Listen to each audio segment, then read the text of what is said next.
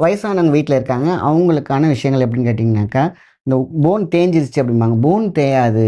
ஆனா, அதுக்கு மேல உள்ள மஜ்ஜை தான் பார்த்தீங்கன்னா தேயும். போன் வந்து 20 வயசுக்கு மேல பார்த்தீங்கன்னா, இரும்பு கல்லு மாரி, பாறை மாரி ஆயிரும். அது வந்து ரொம்ப அந்த ஆர்த்ரைட்டிஸ் ப்ராப்ளம் இருக்கு அப்படின்னா மட்டும் தான் அது கிராக் ஆகி பார்த்தீங்கன்னா, அந்த சொறி சொறியாகி இப்படி உட்காந்துருக்கும்.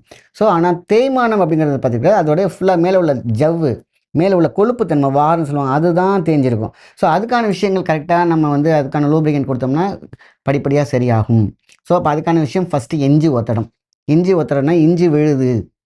சில பேர் சொல்லுவாங்க, "இஞ்சி விழுதுப்பட்டா எனக்கு எரியுதுப்பா" அப்படிம்பாங்க. ஃபர்ஸ்ட்டு பண்ணா ஒரு 1/2 அன் ஹவர் மட்டும் போட்டாலே போதும். எரியலன்னா ஒரு 1 ஹவர் வச்சுக்கோங்க. ஸோ, அப்ப என்ன ஆகும்னா, எரியாது. இஞ்சினால எரியுமோன்னு சொல்லிட்டு பேர் பாதி போட்டுருப்பாங்க. அது போய் வேலை செய்யுது பார்த்தீங்களா? அந்த இடத்துல பார்த்தீங்கன்னா, வாத நீர் இருக்கும். வாத நீர் எடுக்கும்பொழுது ஒரு எரிச்சல் இருக்கும். புண்ணுனா டின்ச்சர் போட்டா கொஞ்சம் லைட்டா எரிய தானே செய்யும். அது மாரி. ஸோ பார்த்தீங்கன்னா, மேக்ஸிமம் அது வந்து பெரிய அந்த ஸ்கின் எல்லாம் எரிஞ்சு பொத்தெல்லாம் போகாது.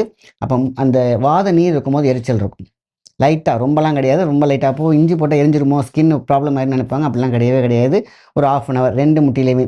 ஒரு முட்டி தான் எனக்கு பிரச்சனை. இன்னொரு முட்டி நான் ஒரு முட்டியில மட்டும் கான்சன்ட்ரேட் பண்ணக்கூடாது. நல்லா இருக்கிற முட்டியிலயும் அது போடணும். ஏன்னா, வாத நீர் அப்படியே கனெக்ட் ஆயிட்டு தான் இருக்கும்.